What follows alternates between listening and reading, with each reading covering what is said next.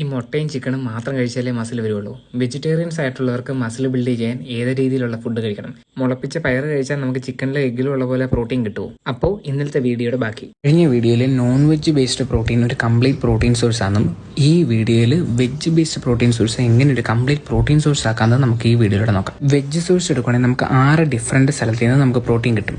Grains, fruits, lentils, seeds, vegetables, പിന്നെ നട്ട്സിൽ നിന്നും.